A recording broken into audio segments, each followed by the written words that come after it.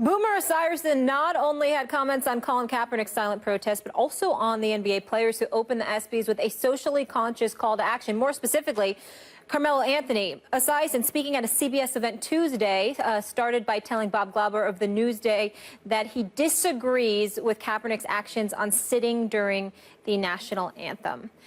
Quote, at the end of the day, if he wants to do it in a news conference, if he wants to do it and talk about it at the ESPYs and talk about it at an event he's having, more power to him. But if Carmelo Anthony walks on the court in a Knicks uniform and starts in with this, I think it's going to create a lot of problems. I don't think it's their right to do it on a court which a team pays them millions of dollars to perform a job.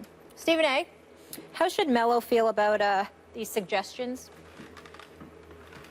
He should be disgusted with it, just the same way that I am, because once again, like we started off the show about Colin Kaepernick, as it pertains to Boomer Esiason's comments, the same holds true with his comments about Carmelo Anthony. So let me get this straight.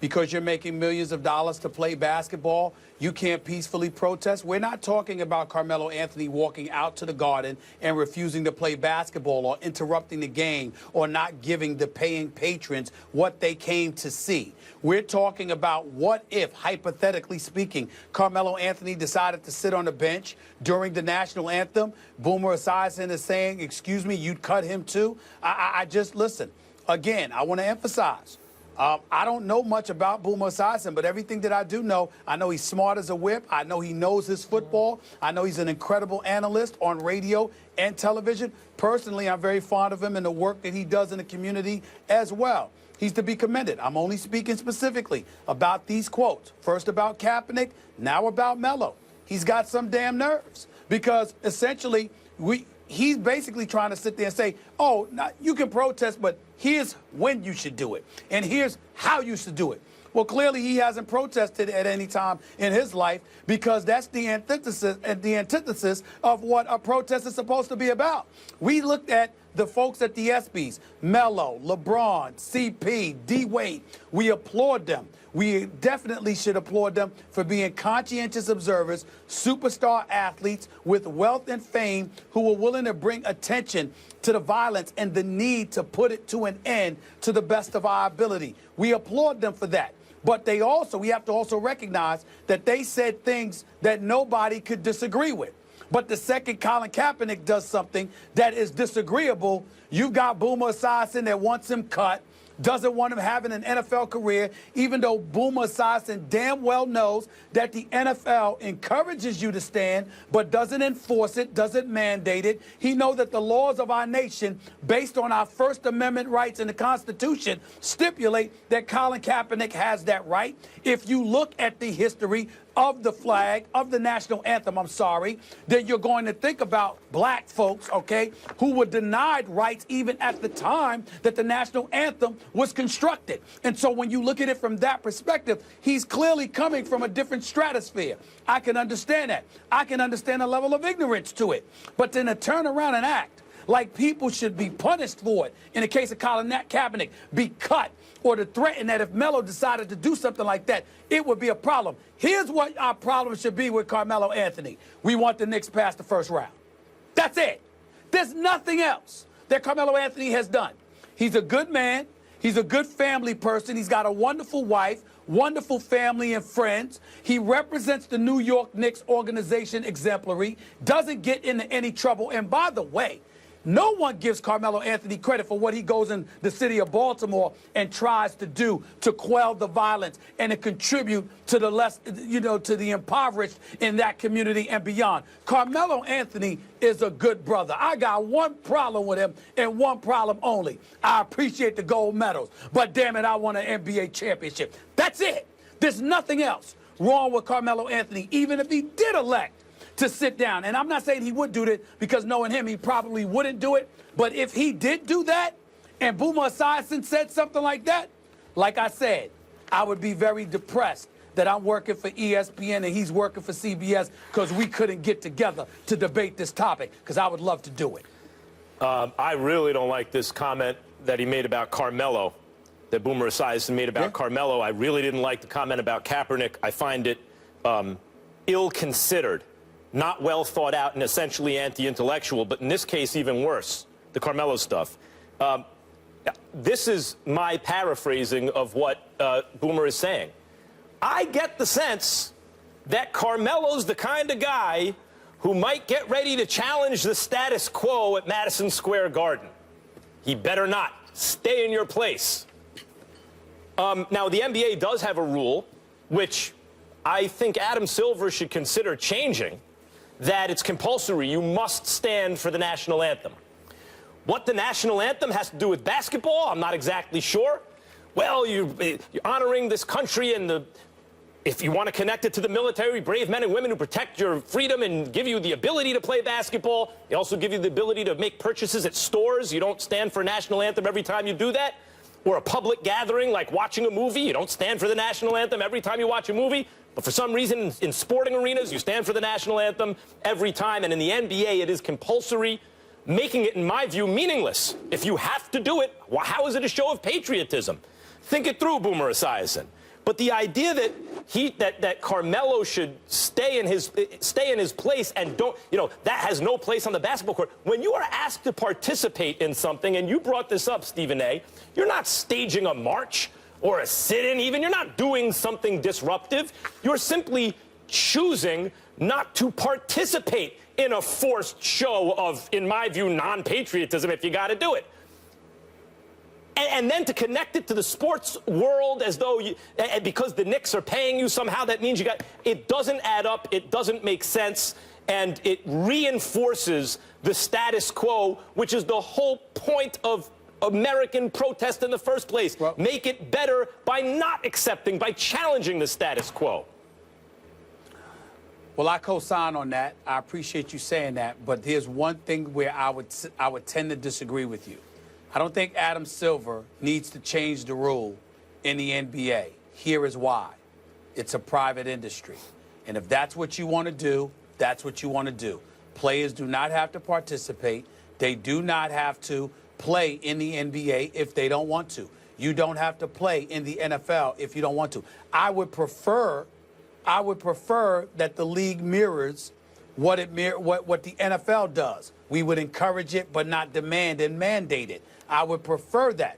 But I don't want it to come across as if Adam Silver has to change it. No. Because any private industry has the right, if you own the league or if you are a part of a private industry and you believe that you stand for the national anthem because America is a great nation and we're all fortunate and blessed enough to be a part of it, and that's the industry that you're running, you have a right to sit up there and have those rules in place. And if you don't want to do it, don't play in the NBA. He does have that right, and he's reflecting the will of the owners in many respects, but that the owners are people who are extremely successful, given the status quo, and have every reason to want to reinforce it. And I'm not saying he must do it. I'm saying if Adam Silver thinks it through, and he's shown, I think, an incredible capacity to understand the point of view of the players more than any other commissioner in a major sport currently in this, maybe ever.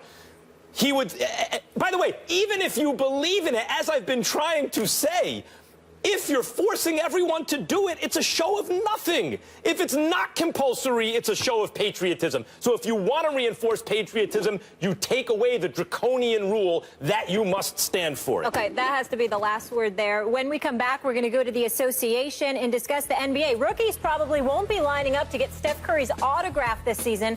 We'll explain that when First Take rolls on. Stay with us.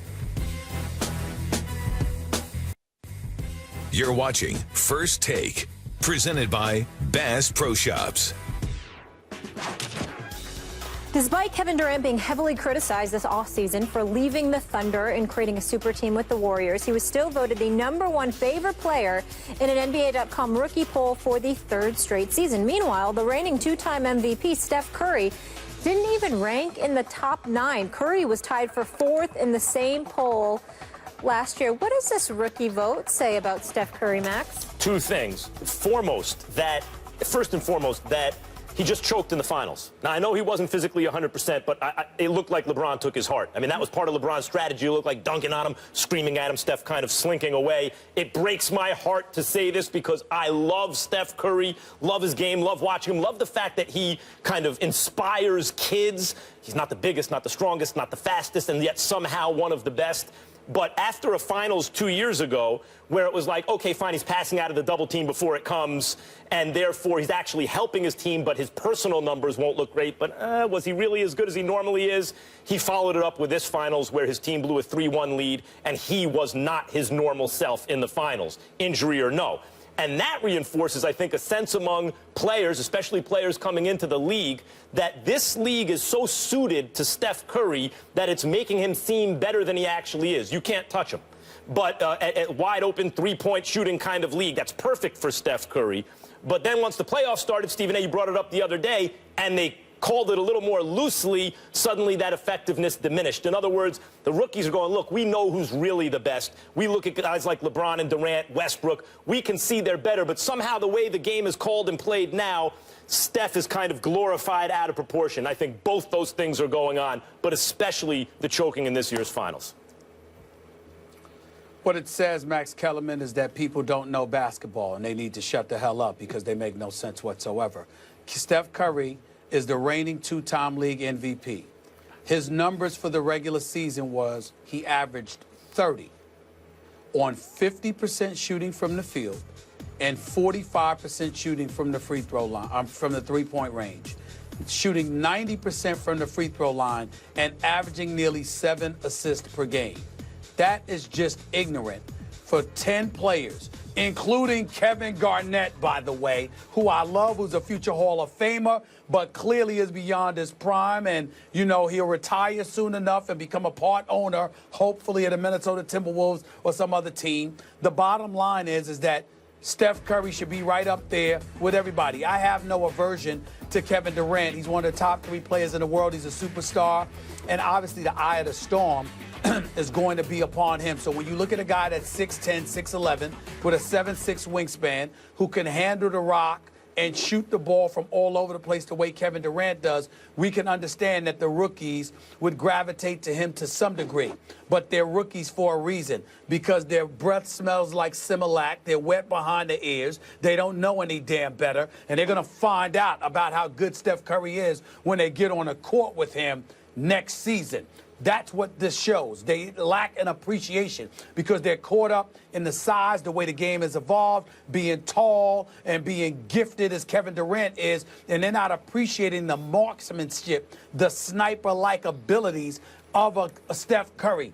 But they'll find out when they get in the league and go against them. They know what Kevin Durant's going to do to them, because he's damn near 7 feet tall with a handle and a shot. But when they get on the court against Steph Curry, they're about to learn why Kevin Durant decided to go to Golden State. You see, you got to remember, Steph Curry didn't go to Oklahoma City. Kevin Durant came to and the Golden ball State. Doesn't stick with Kevin Curry Durant either. came to He Golden moves State it. because Steph Curry was there. Look, Let's remember that. I love Steph Curry, but that. Stephen A., you just mentioned his regular season numbers. He was clearly the MVP. I was on TV saying he should be the star. 25 points per game at 43% shooting in the playoffs. He should be the star of Space Jam 2 because it's his world. But in the finals, LeBron made it very clear, no, it's not his world. And Steph's performance diminished. So let me get this straight. Yeah. I wasn't the best player in the world. I may be number 2. Oh, my God, stop the presses. I mean, so let's stop the presses. Something's going to happen. Something's going to happen because Kevin, was he the second best player in the better than finals? LeBron James. Hold on. He wasn't. I'm Was he? not So better is that than diminished LeBron performance? James. Wow. He wasn't better than Draymond. I love Steph, but he wasn't better than Draymond Draymond in the finals. He was hurt. Okay, fine. It's 2 years in a row where his performance diminished in the finals. Yeah, That's but what people are diminished reacting according to what? According to the standard he set in the regular season. Right. And what was that standard? Very high, and then So even Yes. So even an Peyton average Manning used Steph to be Curry, the best regular season quarterback ever, and not so good I in the have a playoffs. question. Talking and not answering my question ain't gonna help you. 25 points per Don't need game help. on 43% shooting in the playoffs. That's horrible? It's worse than he normally is, which means he folded under pressure according to the rookies. Guys, we Keep gotta talking. go. I'm gonna ban your basketball card. I'm gonna ban it. I'm gonna ban it. Fiery today. When we come back.